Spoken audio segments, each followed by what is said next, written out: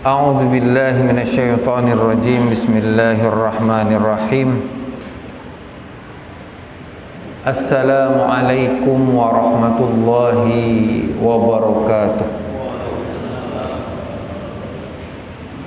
Innal hamdalillah nahmaduhu wa nasta'inuhu wa nastaghfiruh wa na'udzu billahi min sururi anfusina wa sayyiati a'malina. May yahdihillahu fala mudilla lahu wa may yudlilhu fala hadiya lahu.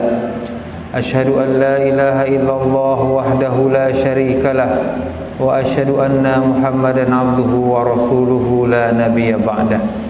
Allahumma shalli wa sallim wa barik ala rasulina Muhammadin wa ala alihi wa ashabihi wa man tabi'ahum bi ihsanin ila yaumiddin. Amma ba'du, qala Allah Ta'ala, ya ayyuhalladzina amanu taqullaha haqqa tuqatih wa la tamutunna illa wa antum muslimun. Wa qala Ta'ala, ya ayyuhalladzina amanu taqullaha wa qulu qawlan sadida yuslih lakum a'malakum wa yaghfir lakum dhunubakum wa may yuti'illaha wa rasulahu faqad faza fawzan 'azima. Bapak-bapak, ibu-ibu, kaum muslimin, kaum muslimat, segala puji hanyalah milik Allah Subhanahu wa ta'ala yang telah menghimpun kita di tempat yang mulia ini. Kita sholat berjamaah, kita zikir, kita doa, kita duduk di majelis ilmu. Maka harapan adalah kita berharap kepada Allah Subhanahu wa ta'ala, Allah menerima amal kebaikan kita. Amin ya rabbal alamin. Salawat dan salam selalu tercurah kepada Nabi kita tercinta, Nabi Muhammad sallallahu alaihi wa ala alihi wasallam. Beliau adalah kecintaan dan suri tauladan bagi kita. Laqad kana lakum fi rasulillahi uswatun hasanah. Teladan yang terbaik.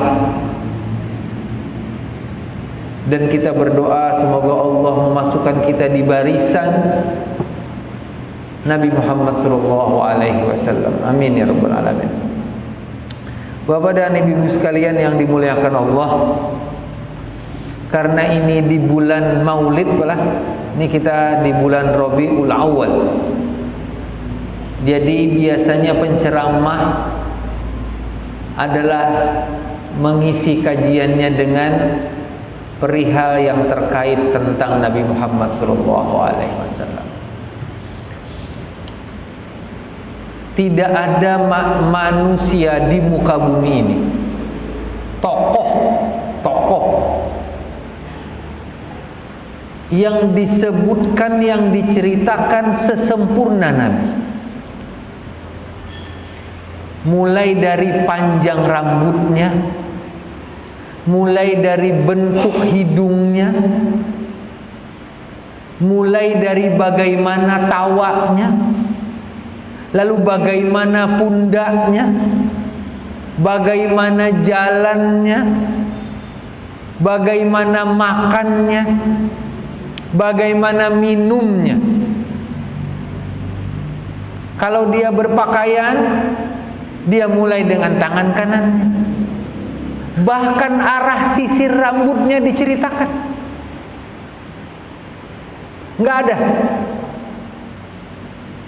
Nabi diceritakan di dalam kamarnya. Nabi diceritakan di ruang tamunya. Nabi diceritakan di luar rumahnya. Nabi diceritakan di dapurnya. Sebesar-besar tokoh di muka bumi ini, adakah dia yang jahit sendalnya sendiri? Ada. Nah, rata-rata kita ngumpah orang.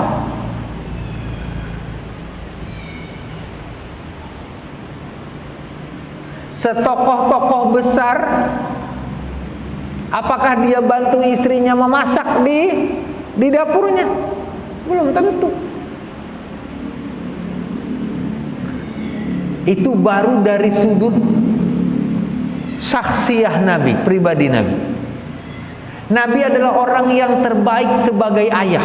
Nabi adalah ayah terbaik di antara semua ayah di muka bumi ini. Nabi Muhammad adalah suami terbaik di antara semua suami di muka bumi ini. Nabi Muhammad SAW adalah teman terbaik di antara semua teman di muka bumi ini. Nabi Muhammad SAW menjadi anak yang terbaik di semua anak di muka bumi ini. Suami, ayah, anak, teman, sahabat. Sekarang, apakah Nabi menjadi musuh yang terbaik? Orang kafir bermusuhan kepada Nabi. Saat itu dia menjadikan Nabi adalah musuh yang terbaik untuk dijadikan musuh. Kenapa? Sebenci-benci mereka kepada Nabi, Nabi tetap berharap kebaikan untuk musuhnya. Ya? Apa buktinya? Utbah bin Rabi'ah pada perang Badar, dia mengendarai humrun ni'am, artinya unta merah. Orang Arab kalau sudah naik unta merah, kalau ini naik modelnya Mercedes S-Class, istimewa, perang bawa unta merah. Nabi berkata kepada sahabatnya tentang Utbah, seandainya dia masuk Islam. Pengen tahu Abu Jahal? Apa doa Nabi tentang Abu Jahal? Ya Allah, kuatkanlah Islam ini dengan salah satu Umar. Satu Umar bin Khattab, satu Amr bin Hisham. Siapa Amr bin Hisham? Abu Jahal. Kalau kita musuh kita, ya Allah, hinakan dia, setrukkan dia. Ya Allah. Apalagi Pak, sengsarakan hidupnya. Apalagi Pak, mati dia dalam keadaan kereda orang melayatnya sorongan. Itu. Bayangkan mereka mendapatkan musuh yang terbaik. Nabi politisi yang terbaik. Nabi pemimpin yang terbaik. Nabi pembeli yang terbaik. Penjual yang terbaik. Kurang apa Pak? Semua sektor Nabi berada di level atas. Maka pantas dia disebut sebagai apa? Uswatun. Nah, pada kesempatan ini ulun ingin berbagi nasihat. Nasihat ini adalah untuk pribadi dan juga untuk jamaah. Jadi nasihat ini bukan berarti ini ustadz adalah orang yang paling paham tentang Nabi dan dia mengamalkan Nabi. Enggak, semua dalam keadaan sama. Siapa yang mengamalkan, dia yang baik. Ustadz bicara, dia tidak ngamalin. Yang ngamalin jamaahnya lebih baik daripada ustadznya. Hukumnya begitu. Siapa yang beramal, dia. Lalu contoh misalkan, ayo jamaah bersedekah. Ternyata sedekah jamaah banyak. Di masjid iya, di rumah iya. Ustadznya di masjid warah. Terbagus jamaahnya. Ini. Nah, ada satu bab kajian kita malam ini adalah kemampuan Nabi memindah energi negatif menjadi energi positif. Manusia ini kan punya energi negatif, Pak. Rakus ada. Culas ada. Sombong ada. Apalagi Kikir ada. Dendam ada. Kurang apa, Pak? Manusia punya. Tapi Nabi itu mampu memindah, mampu menggeser energi negatif menjadi energi positif. Kasih contoh sederhana. Ini listrik, mana colokan listrik? Nah, itu colokan. Kira-kira amun pian japai lawan tangan, pian dapat efek negatifnya kada? Itu colokan kenapa pian japai? Setrum kalau negatif kada? Tapi kalau dia disalurkan dengan saluran yang pas, maka energinya menjadi bermanfaat, yaitu kipas angin. Padahal sumber energinya sama, listrik, kulkas, Mac. Coba pian kabel nih cabut japai. Nah, kemampuan Nabi itu menggeser daripada energi positif dalam dirinya menjadi energi negatif menjadi energi positif. Nah, kita bahaslah beberapa cerita tentang Nabi. Yang pertama, ketika peristiwa Fathu Mekah. Fathu Mekah ini abad 8 Hijrah. Abad 8 Hijrah. 8 tahun setelah Nabi hijrah. Tapi ulun ingin mengkonekkan. Waktu 8 hijrah itu Nabi menguasai kota Mekah. Dibuka kota Mekah dari kejahiliahan, keberhalaan menuju Islam dan tauhid. Tapi kita flashback sebentar supaya kita paham ketika peristiwa Fathu Mekah.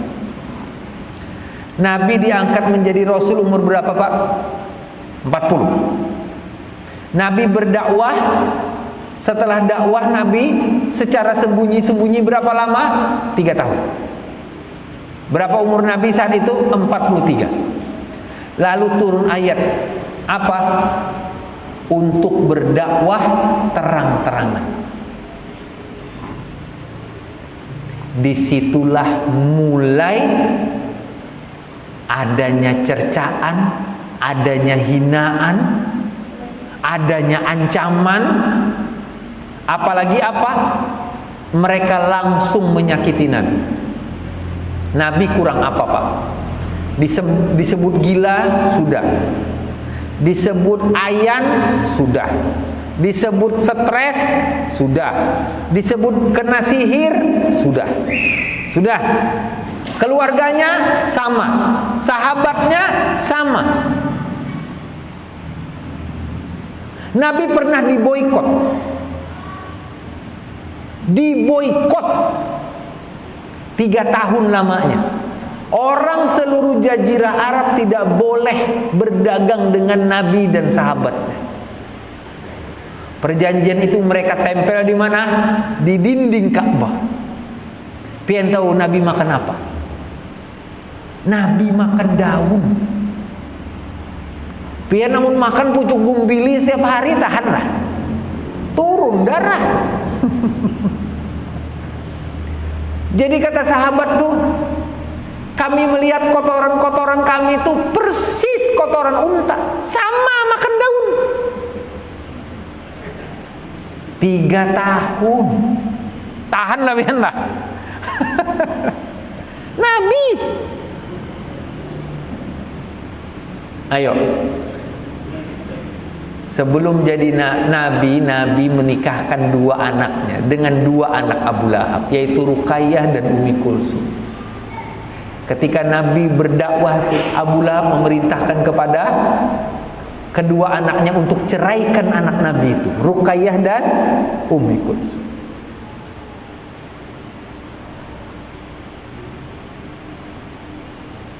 Sahabatnya hijrah. Nabi ke Taif dilempar, diancam dibunuh. Sepakat malam itu untuk membunuh Nabi. Nabi dikepung. Coba kita bayangkan, Nabi kurang baik apa dengan orang Arab? Kurang baik apa? Yang menyantuni janda mereka, Nabi. Yang menyantuni yatim-yatim orang Arab, Nabi. Nabi orang terhormat, nggak pernah dikatakan berdusta. Santun. Iya, tadi caci. Apalagi kita nih muntung kada beatur.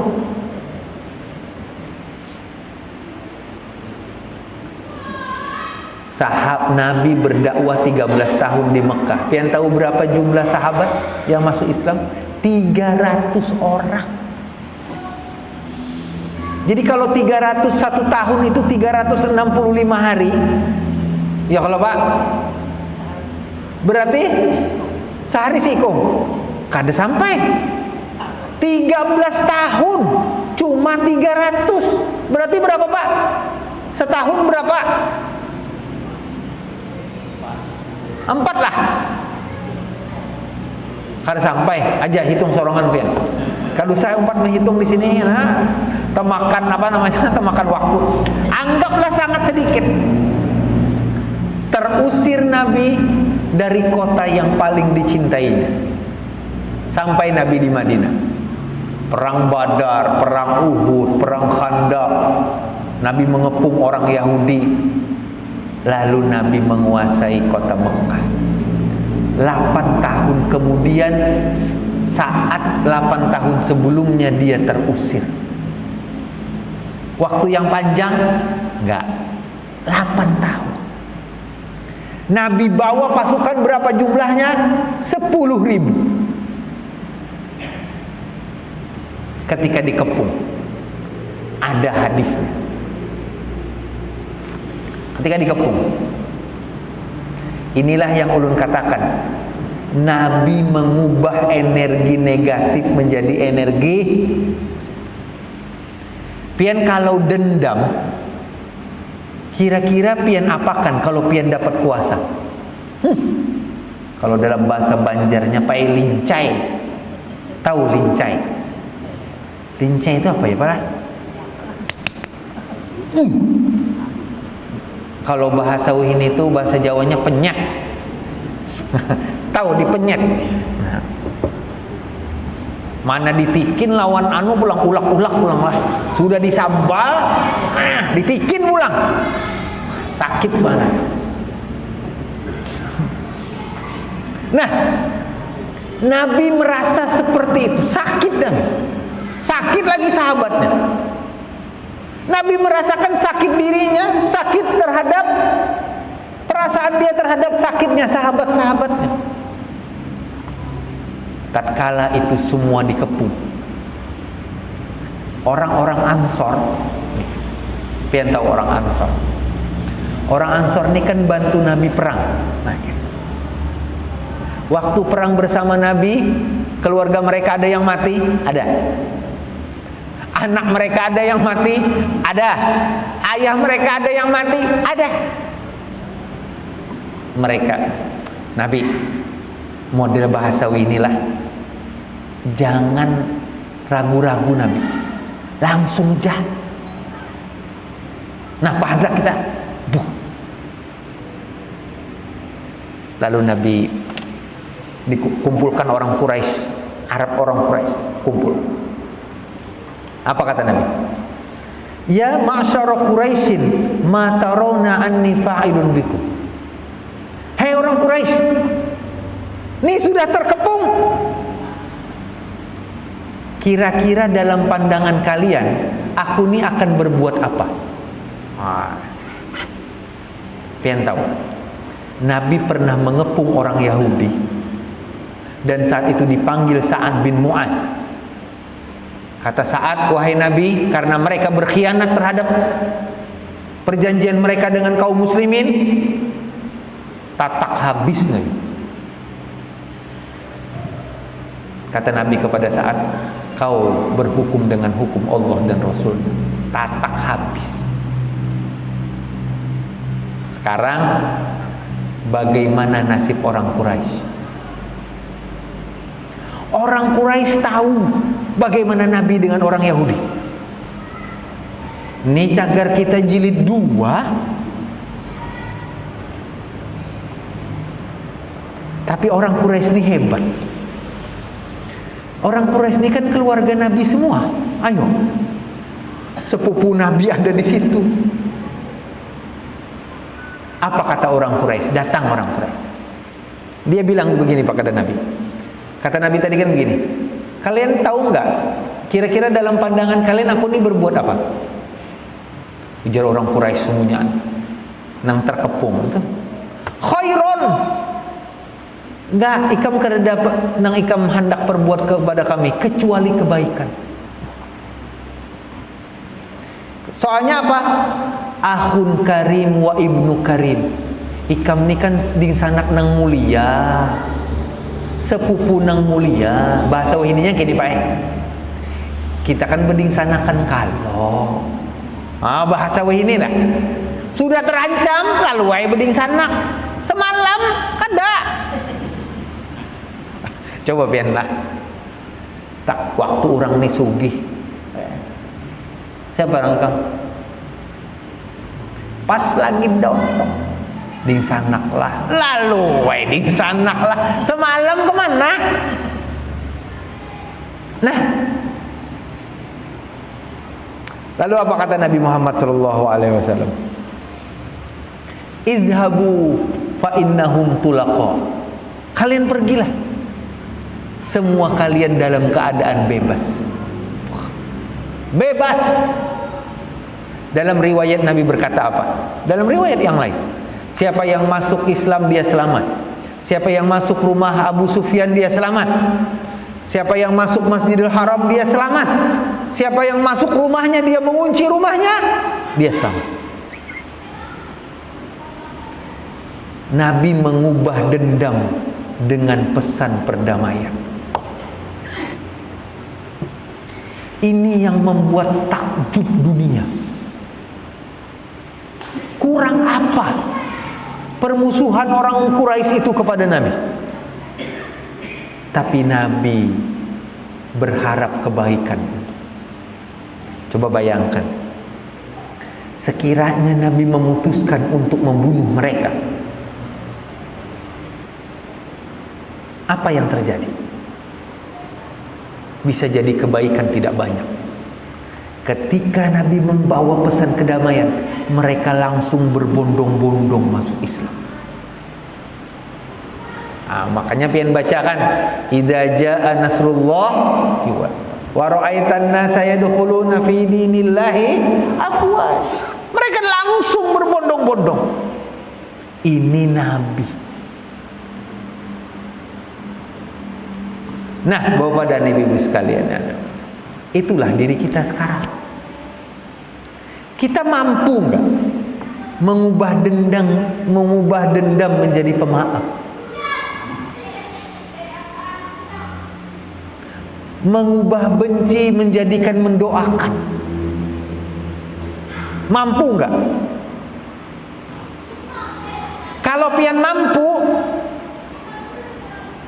level pian kebaikan nang banyak.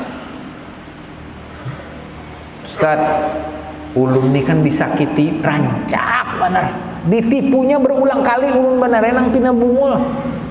Ditipunya pulang, hokot pulang. Sakit hati nah. Disuruh pian memaafkan. Inya tak menyakiti ulun sakit tak. Ulun rasa lebih sakit memaafkannya. Boh. Iyalah Pak, memaafkan tuh sakit lah, melawan diri sendiri nih. Ya, aja ku maafkan. Wah, berat. Nah, ulun tanya kepada pian nih, boleh nggak kita tidak maafin? Boleh? Boleh? Kada boleh? Boleh. Orang kada maafkan boleh. Tapi lebih baik berjuta-juta kali orang nang.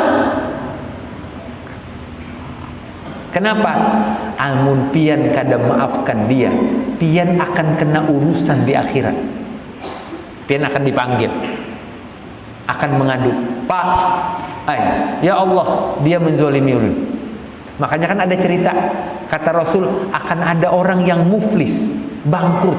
Ditanya, apa itu bangkrut menurut kalian? Orang keredanan hartanya lagi. Kata Nabi, kata orang bangkrut itu manakala dia datang dengan segudang pahala sedekah, pahala sholat, tapi tiba-tiba ada orang yang menuntut, dia menzolimi aku, dia mengambil hakku, maka diambil pahalanya. Itu tanda orang yang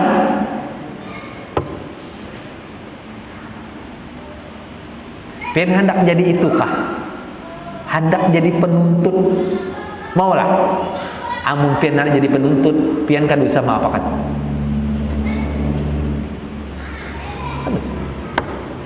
Jadi pian berurusan di akhirat. Tapi Islam mengajarkan kita maafkan. Kenapa? Karena pahala memaafkan itu besar. Pian tahu pahala sabar bi ghairi hisab. Apa bi ghairi hisab? Tanpa terhitung. Itu energi positif.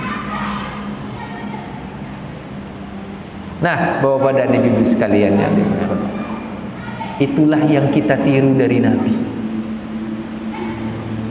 Kita setiap tahun maulidan, acara maulid, tapi belum tentu kita lihat nilai dari pribadi Nabi. Kita agungkan Nabi, kita cintai Nabi, tapi kita tidak tiru Nabi. Iyalah, sembahyang mirip Nabi, puasa mirip Nabi, tapi hati kada mirip Nabi.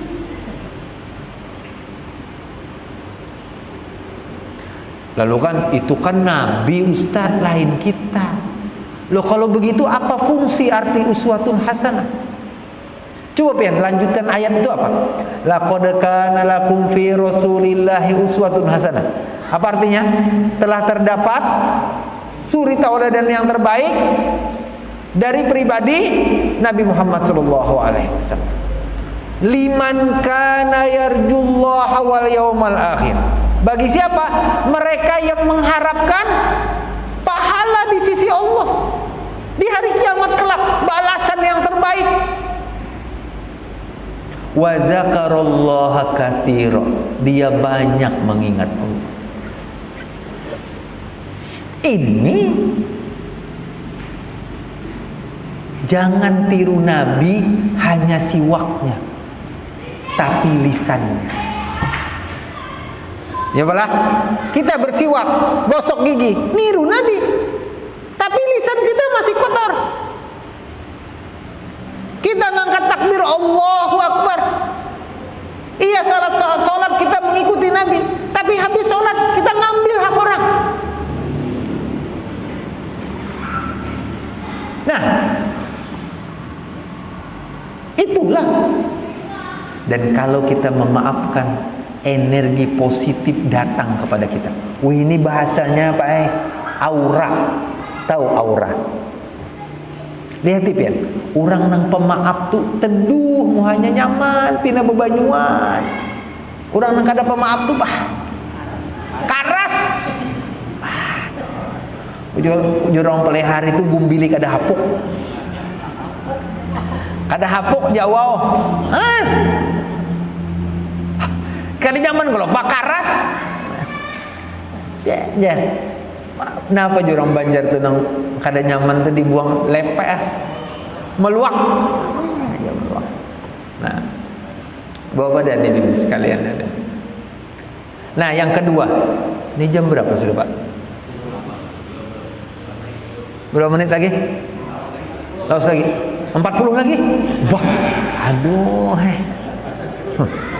beliuran ustadznya. Hah? 12. Nah, ada satu momen lagi. Nabi memindahkan energi negatif menjadi energi positif. Ada seorang sahabat. Pian pasti tahu sahabat nih.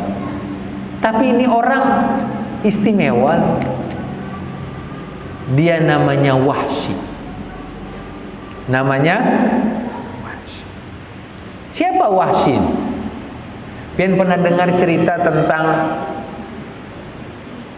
Hamzah itu dibuka, dirobek badannya, lalu diambil jantungnya, lalu dimakan oleh Hindun. Pian tahu Hindun?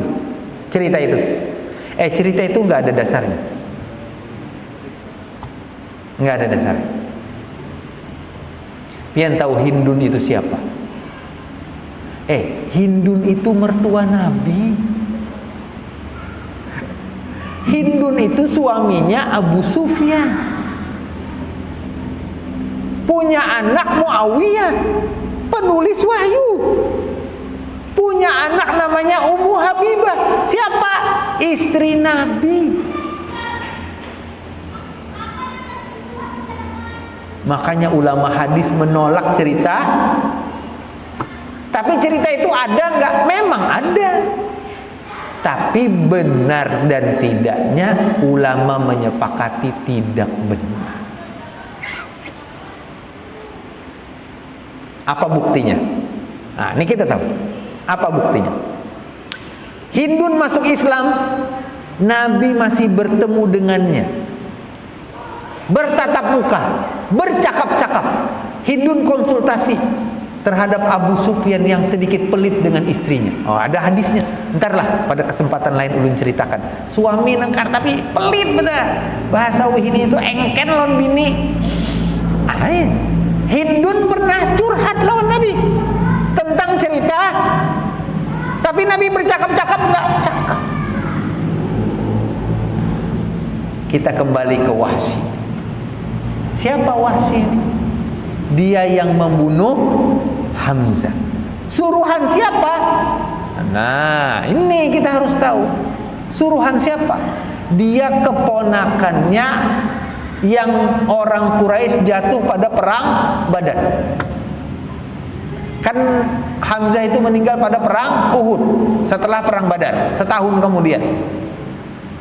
Wahsy ini adalah tipe orang yang kalau membidik lawan tombak itu potensi melesetnya 0,0%. Satu.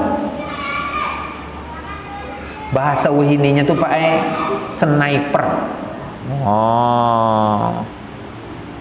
Wahsy itu kan mau pang membuka-buka, inya di balik tebing aja, di balik batu Hamzah itu. Kenapa dia mau menombak? Karena dia dapat balasan kalau dia berhasil dia dibebaskan. Kata Wahsy, aku melihat Hamzah. Lalu ketika dia lengah, aku tombak. Persis kena di lambungnya. Di lambung. Nabi mencintai Hamzah. Luar biasa cinta Nabi. Kalian tahu Nabi dengan Hamzah ini bukan cuma antara keponakan dan paman. Kalian tahu ketika Abu Jahal mulai ingin menyentuh Nabi, meledek Nabi, menghina Nabi di pinggir Ka'bah, pas di samping sa'i. Kalian tahu pernah ada umroh, ada pesaian lah. Kan antara jarak pesaian dengan Ka'bah tuh kira-kira 50 meter lah. Orang Arab suka kumpul di situ nongkrong. Ada Nabi, hina macam-macam. Abu Jahal menghina Nabi. Hamzah datang. Pian tahu Hamzah pukul Abu Jahal dengan busur panah, berdarah telinga. Mengamuk sukunya Abu Jahal. Kata Abu Jahal, "Dak, tinggalkan Hamzah." Pian tahu kenapa? Kata Abu Jahal, aku memang menghina keponakan. Aku berbuat buruk. Hamzah benar. Cinta. Yang kedua, Hamzah sepersusuan Nabi. Jadi Nabi disusui oleh Suwaibah. Pian tahu Suwaibah? Yang menyusui Nabi kan dikenalnya Halimatus Sa'diyah. Yang menyusui Nabi sebelum Halimah namanya Suwaibah. Pembantu daripada Abu Lahab. Nah, satu yang disusukan juga adalah Hamzah. Makanya ketika anak Hamzah itu diminta oleh sahabat untuk dinikahi oleh Nabi, kata Nabi enggak. Hamzah saudara sesusuan aku. Jadinya laksana saudara kandung. Dibunuh oleh Wahsy. Ketika Wahsy membunuh Hamzah, Wahsy pergi ke Taif. Bebas sudah, orang bebas. Pergi dia ke Taif. Tidak lama berselang, kan potensi kejatuhan orang-orang Quraisy itu mulai terlihat. Orang Islam semakin naik. Lalu orang Taif berislam, termasuk Wahsy. Ketika Wahsy masuk Islam itu berhadapan dengan Nabi, apa kata Nabi? Anta Wahsy, ikam Wahsy. Naam, qatalta Hamzah, ikam kan membunuh Hamzah. Itulah yang sampai beritanya ke dia. Kata Nabi, hal tastati an tughayyib, apakah kau mampu untuk menghindar dari pandangan? Ini Nabi nih. Mampu enggak kau Wahsy, kau menghindar dari pandangan? Kata Wahsy, fa kharajtu, aku keluar. Sejak saat itu Wahsy tidak menampakkan wajahnya di depan Nabi. Nabi maafkan Wahsy. Tapi Nabi tidak sanggup lihat Wahsy. Kenapa? Dia ingat paman yang dicintai. Bisa dibayangkan memori itu terulang lagi. Nabi tidak sanggup. Itu pun Nabi berkata kepada Wahsy, kalau kau mampu, jangan kau beralih dari pandanganku. Kalau kau tidak mampu, terserah. Wahsy tahu kalau dia menampakkan wajahnya, dia akan menyakiti Nabi. Dia mencintai Nabi, tapi dari kejauhan. Ini Wahsy. Apa kata Wahsy? Wahai Nabi, akan aku ganti.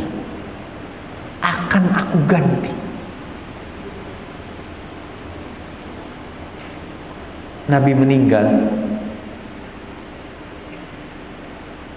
datanglah seseorang yang mengaku nabi palsu, namanya Musailamah Al-Kadzdzab. Kata Wahsy, it's time to show. Bukan, bahasa Inggrisnya it's the show time. It's the show time. Ini pertunjukan. Ini nih nengkutung-kutungku. Perang terjadi pada masa Abu Bakar As-Siddiq. Pian tahu siapa yang membunuh Musailamah dengan tombak, persis ketika dia membunuh Hamzah. Dia bunuh orang yang mengaku nabi palsu. Apa kata dia? Aku ganti Nabi. Dulu aku bunuh orang yang kamu cintai, tapi sekarang aku bunuh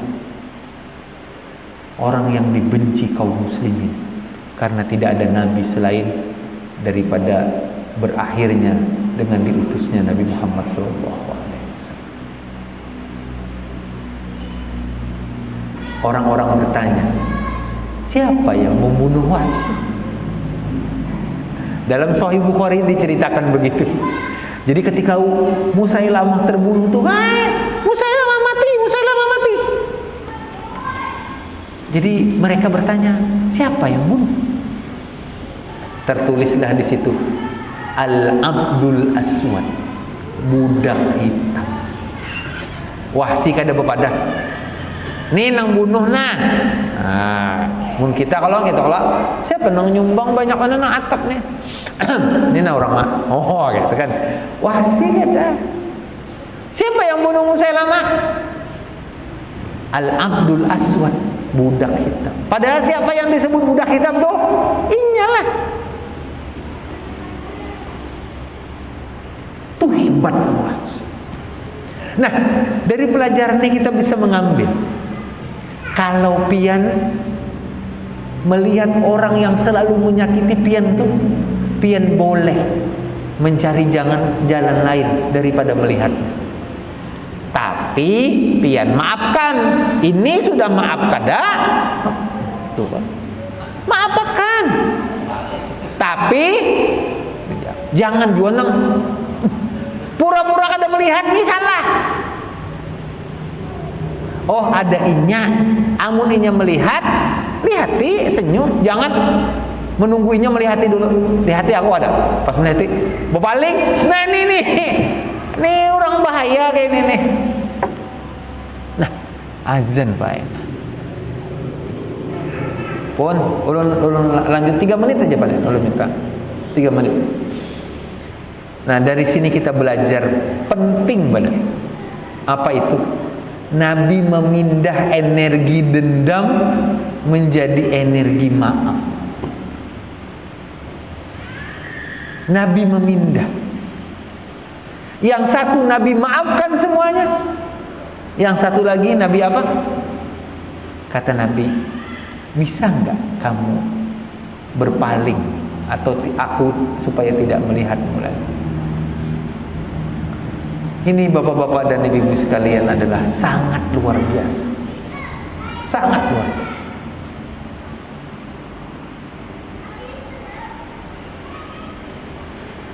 Makanya Nabi itu disebutkan memiliki hati yang lembut.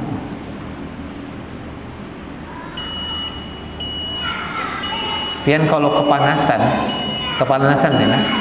Tiba-tiba keluar ada angin, anginnya tuh kada ribut nong, angin tuh tiba-tiba masuk ke baju, tiba-tiba dingin, awak, pernah dengar? Nyaman. Kata sahabat Nabi, sifat Nabi, lembut Nabi lebih baik daripada angin tuh. Lembut Nabi.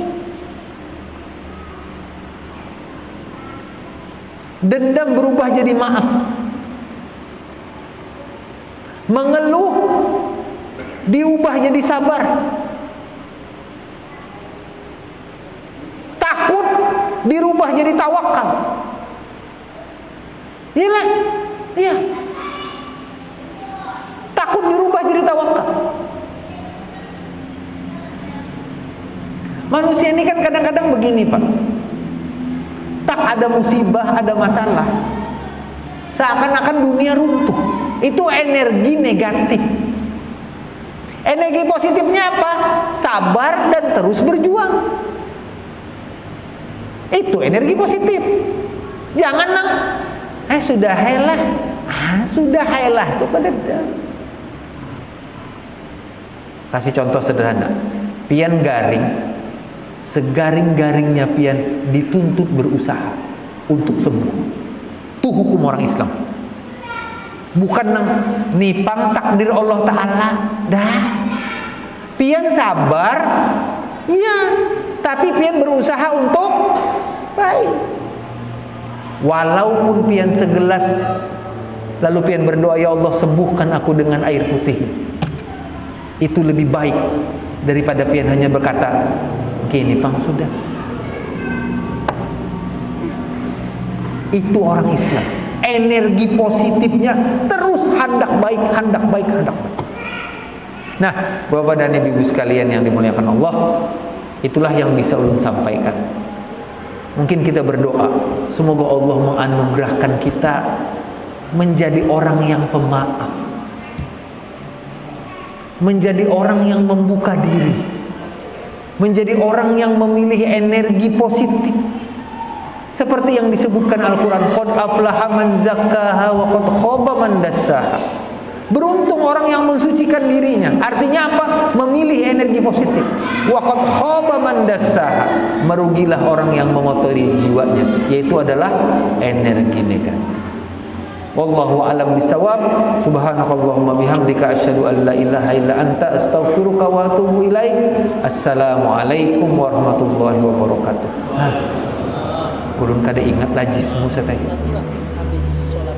Oh iya.